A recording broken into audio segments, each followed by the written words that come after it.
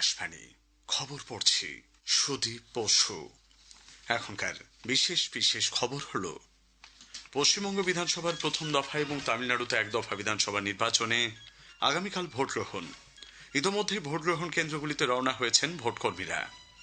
রাজ্যে দ্বিতীয় দফার জন্য প্রচারাভিযান তুঙ্গে।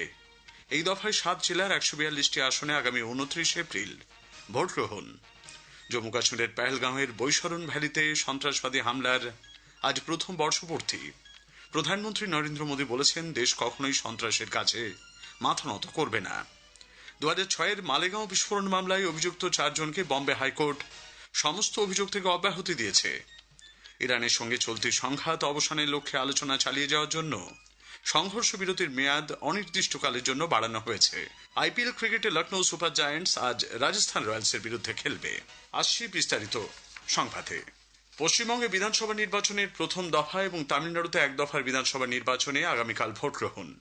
পশ্চিমবঙ্গে 16টি জেলার 152টি আসনে 1478 জন প্রার্থীর রাজনৈতিক ভাগ্য নির্ধারণ করবেন 3,60,77,000-এর বেশি ভোটার। তবে অ্যাপিলেট ট্রাইব্যুনালে আবেদনকারীদের নামে ছাড়পত্র দেবার পর সেই সংখ্যা অন্তর্ভুক্ত হলে ভোটার তালিকায় পরিবর্তন হতে পারে। গতকাল গভীর রাত পর্যন্ত অ্যাপিলেট ট্রাইব্যুনালের কাজকর্ম চলেছে। আজ কতজন ভোটার অন্তর্ভুক্ত হলেন সে সম্পর্কে ধারণা মিলতে পারে বলে মনে করা হচ্ছে। এদিকে আজ সকাল থেকেই ভোটকর্মীরা নির্বাচন কেন্দ্রের উদ্দেশ্যে রওনা হচ্ছেন। উত্তরবঙ্গের পাহাড়ি এলাকায় থাকা যেসব কেন্দ্রে মোবাইল নেটওয়ার্ক পাওয়া যায় না, সেখানে স্যাটেলাইট ফোনের ব্যবস্থা করেছে নির্বাচন কমিশন। মুর্শিদাবাদে ভোট দেওয়ার জন্য ভিন রাজ্য থেকে ট্রেন ফিরেছেন পরিযায়ী শ্রমিকরা। এদিকে তামিলনাড়ুতে বিধানসভা নির্বাচনের জন্য আগামীকাল ভোট গ্রহণ করা হবে। তামিলনাড়ুতে 234টি আসনে 5,73,00,000-এর বেশি ভোটার তাদের গণতান্ত্রিক অধিকার প্রয়োগ করবেন। এজন্য প্রস্তুতি প্রায় শেষের দিকে। সকাল 7টায় শুরু হবে ভোট গ্রহণ। ভোটের হার বাড়াতে নির্বাচন কমিশনের পক্ষ থেকে সচেতনতামূলক বার্তা দেওয়া হচ্ছে। এদিকে মহারাষ্ট্রের বারামতি এবং রাহুরি এবং গুজরাটের উমরেদ বিধানসভা আসনের উপনির্বাচনে আগামীকাল ভোট নেওয়া হবে। এজন্য প্রচারাভিযান গত সন্ধ্যায় শেষ হয়েছে। পশ্চিমবঙ্গের দ্বিতীয় দফায় 7টি জেলার 142টি আসনে আগামী 29 এপ্রিল ভোট নেওয়া হবে। সেজন্য তৎপরতা তুঙ্গে। জোর কদমে চলছে এই দফার প্রচারাভিযান। বরিষ্ঠ বিজেপি নেতা কেন্দ্রীয় স্বরাষ্ট্রমন্ত্রী অমিত শাহ আজ দলীয় কর্মীদের সমর্থনে বিভিন্ন প্রচার কর্মসূচিতে অংশ নিচ্ছেন। আজ তিনি উত্তর 24 পরগনার দমদম ও হাবড়া এবং হুগলির সপ্তগ্রামে জনসভা করবেন। এরপর বিকেলে দক্ষিণ 24 পরগনার সোনারপুরে দলীয় প্রার্থীর সমর্থনে রোড শোতেও অংশ নেবেন তিনি। অপর বিজেপি নেতা উত্তরপ্রদেশের মুখ্যমন্ত্রী যোগী আদিত্যনাথ নির্বাচনী প্রচারে আজ রাজ্যে এসেছেন। সকালে তিনি জোড়াসাঁকো এবং নদিয়ার চাকদায় জনসভা করছেন। তৃণমূল কংগ্রেস নেত্রী মুখ্যমন্ত্রী মমতা ব্যানার্জি আজ উত্তর 24 পরগনায় একাধিক জনসভায় অংশ নেবেন। দলের সর্বভারতীয় সাধারণ সম্পাদক অভিষেক বন্দ্যোপাধ্যায় 24 পরগনায় বিভিন্ন কর্মসূচিতে যোগ দেবেন। প্রথম দফার ভোটকে ঘিরে শুধুমাত্র এলাকাতেই নয়, ভোট গ্রহণ কেন্দ্রগুলিতেও নিরাপত্তা ব্যবস্থা জোরদার করেছে নির্বাচন কমিশন। রাজ্যের মুখ্য নির্বাচনী আধিকারিক মনোজ কুমার আগরওয়াল জানিয়েছেন, ভোটকর্মী এবং কেন্দ্রীয় বাহিনীর জওয়ানরা বুথে পৌঁছানোর সঙ্গে সঙ্গে প্রতিটি ব্যক্তি নির্দিষ্ট পরিচয়পত্র দেখিয়ে সেখানে প্রবেশ করতে পারবেন। বিজেপির একটি উচ্চ পর্যায়ের প্রতিনিধি দল প্রধানমন্ত্রী নরেন্দ্র মোদীর সম্পর্কে কংগ্রেস সভাপতি মল্লিকার্জুন খাড়গের করা কথিত অবমাননাকর মন্তব্যের প্রতিবাদে আজ নির্বাচন কমিশনের সঙ্গে সাক্ষাৎ করে। প্রতিনিধি দলে ছিলেন কেন্দ্রীয় মন্ত্রী নির্মলা সীতারমণ, কিরেন রিজিজু, অর্জুন রাম মেঘওয়াল এবং বিজেপি নেতা অরুণ সিং।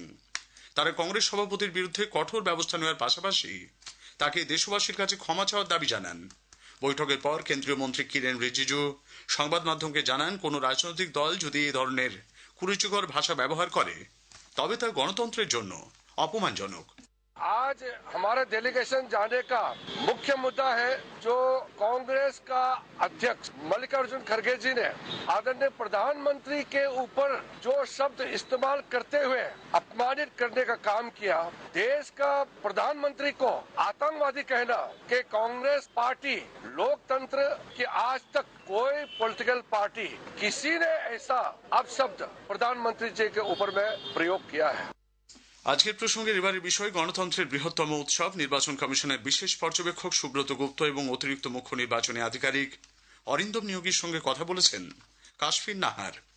আকাশবাণী সংবাদ বিভাগ প্রযোজিত অনুষ্ঠানটি শুনবেন রাত 9:30 গীতাঞ্জলি, ডিটিএইচ বাংলা পরিষেবা এবং আকাশবাণী সংবাদ কলকাতার সোশ্যাল মিডিয়া প্ল্যাটফর্মে।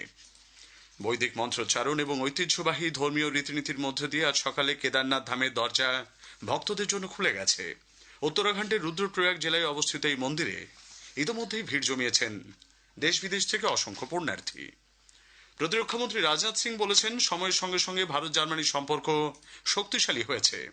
বার্লিনে প্রবাসী ভারতীয়দের উদ্দেশ্যে ভাষণে তিনি বলেন, ভারত ও জার্মানির মধ্যে কেবল রাজনৈতিক ও কৌশলগত সম্পর্কই নেই, শিল্প ও সংস্কৃতির আদান প্রদান রয়েছে। भारत और जर्मनी दोनों देश ऐसे डेमोक्रेटिक पावर्स हैं जो आपसी सहयोग से दुनिया में एक नई प्रॉस्पेरिटी लाने का पोटेंशियल रखते हैं। और भारत और जर्मनी के बीच रिश्ता केवल डेमोक्रेसी तक सीमित नहीं है, बल्कि उसके इकोनॉमिक, कमर्शियल, इंडस्ट्रियल, स्ट्रेटेजिक और अब तो अब डिफेंस के भी डायमेंशन हैं। और यह संबंध धीरे धीरे और अधिक मजबूत हो रहे हैं। और मैं मानता हूं कि बेरी विजिट जो इस बार की है इस दिशा में एक बहुत ही मजबूत कदम है। और भारत और जर्मनी के बीच संबंधों में हमारी भारतीय समुदाय के लोग एक लिविंग ब्रिज का काम करते हैं। খবর শুনছেন আকাশবাণী থেকে। আরে খুলবেন তো এটা আগে। জম্মু কাশ্মীরের পেহেলগাঁওয়ের বৈশরণ ভ্যালিতে সন্ত্রাসবাদী হামলার আজ প্রথম বর্ষপূর্তি। গত বছর এই দিনে পেহেলগাঁওতে এক স্থানীয় বাসিন্দা এবং 25 জন পর্যটককে হত্যা করে সন্ত্রাসবাদীরা। নারকীয় এই ঘটনা সমগ্র দেশকে কাঁপিয়ে দেয়। বিশ্বের বিভিন্ন প্রান্তের সরকার এবং আন্তর্জাতিক নেতৃবৃন্দের পক্ষ থেকে শোকবার্তা পাঠানো হয়েছে। পেহেলগাঁও জঙ্গি হামলার প্রথম বার্ষিকীতে আজ নিহতদের প্রতি শ্রদ্ধা জানিয়েছেন রাষ্ট্রপতি দ্রৌপদী মুর্মু, উপরাষ্ট্রপতি সিপি রাধাকৃষ্ণন এবং প্রধানমন্ত্রী নরেন্দ্র মোদী। রাষ্ট্রপতি সামাজিক মাধ্যমে দেওয়া এক বার্তায় বলেছেন, সেই জঘন্য হামলায় নিরীহ মানুষের প্রাণ হারানোর ভয়াবহ ঘটনা দেশবাসীর স্মৃতিতে আজও অমলিন। যে কোনো মূল্যে সন্ত্রাসবাদকে পরাজিত করতে ভারত সংকল্পবদ্ধ। উপরাষ্ট্রপতি সিপি রাধাকৃষ্ণন তাঁর বার্তায় বলেন, এ ধরনের কাপুরুষোচিত আক্রমণ ভারতের শান্তি ও সংহতির সংকল্পকে টলাতে পারবে না। প্রধানমন্ত্রী বলেছেন, দেশ কখনো কোনো সন্ত্রাসের কাছে মাথা নত করবে না। সন্ত্রাসবাদীদের চক্রান্ত কখনো সফল হবে না। পেহেলগাঁওতে সন্ত্রাসবাদী হামলার বর্ষপূর্তিতে আজ নিহতদের স্মরণ করে প্রধানমন্ত্রী বলেন, যারা এই হামলার শিকার হয়েছেন দেশ কখনো তাদের ভুলবে না। বিদেশমন্ত্রী ডক্টর এস জয়শঙ্কর জোর দিয়ে বলেছেন, ভারত যে কোনো ধরনের সন্ত্রাসবাদ মোকাবিলায় দৃঢ় সংকল্পবদ্ধ। সোশ্যাল মিডিয়ায় এক পোস্টে ডক্টর জয়শঙ্কর গত বছর এই দিনে ঘটে যাওয়া পেহেলগাঁও জঙ্গি হামলার নিহতদের স্মরণ করেন। 2006 সালের মালেগাঁও বিস্ফোরণ মামলায় অভিযুক্ত 4 জনকে বম্বে হাইকোর্ট সমস্ত অভিযোগ থেকে অব্যাহতি দিয়েছে। একই সঙ্গে নিম্ন আদালতের চার্জ গঠনের নির্দেশকেও খারিজ করে দিয়েছে হাইকোর্ট। হাইকোর্টের প্রধান বিচারপতি শ্রী চন্দ্রশেখর এবং বিচারপতি শ্যাম চান্ডেকের ডিভিশন বেঞ্চ আজ এই গুরুত্বপূর্ণ রায় দেয়। মার্কিন রাষ্ট্রপতি ডোনাল্ড ট্রাম্প বলেছেন, ইরানের সঙ্গে চলতি সংঘাত চরিলামের মোস্ট ভাইরাল ভিজিটিং স্পটে কালকে আমি গেছিলাম। আর জায়গাটা তো তোমরা দেখতেই পাচ্ছ, খুবই দুর্দান্ত ফটোশুটের লেগে তো খুবই সুন্দর একটা প্লেস। আচ্ছা, এবার চলো তোমরা দেখাই চরিলামের কোন জায়গায় এত সুন্দর একটা ফুল বাগান। আগরতলা যাওয়ার পথে বিশ্রামগঞ্জ পার হইলেই যখন তোমরা চরিলাম দেবা, চরিলাম পেট্রোল পাম্পের ঠিক উল্টা পাশে তোমরা দেখতে পারবে এই সুন্দর ফুল বাগানটা। আর এখানে কিন্তু এন্ট্রি টিকিট ফিস আসলো মাত্র 10 টাকা।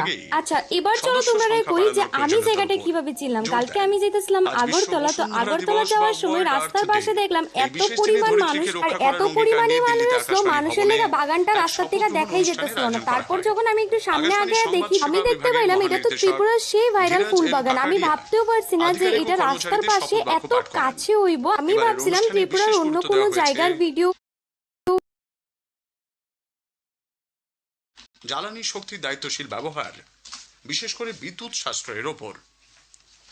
বাংলাদেশের বৈদেশিক ঋণের পরিমাণ 2026 সালের ফেব্রুয়ারি পর্যন্ত বেড়ে দাঁড়িয়েছে প্রায় 7,800 কোটি মার্কিন ডলারে। দেশের জাতীয় সংসদে প্রশ্নোত্তর পর্বে অর্থমন্ত্রী আমির খুসরো মাহমুদ চৌধুরী এই তথ্য জানিয়েছেন। আইপিএল ক্রিকেটে লখনৌয়ের একানা ক্রিকেট স্টেডিয়ামে আজ লখনৌ সুপার জায়ান্টস রাজস্থান রয়্যালসের বিরুদ্ধে খেলবে। খেলা শুরু হবে সন্ধ্যায়। Get ready with me Radhika. ঠিক আছে, আজকে আমি যে শাড়িটা পরতেছি এটা হইছে সম্পূর্ণ রেড কালার শাড়ি। প্রথম দফা এবং তামিলনাড়ুতে এক দফা বিধানসভা নির্বাচনে সুন্দর। ঠিক আছে, আগামীকাল ভোট দেখলে কিন্তু রাজ্যে দ্বিতীয় দফার জন্য প্রচার অভিযান চলবে। এই দফায় 7 জেলার 142টি আসনে আগামী 29 এপ্রিল খবর শেষ হয়ে বসুন। समझे थे हम गम है खत्म, दिल ना माने।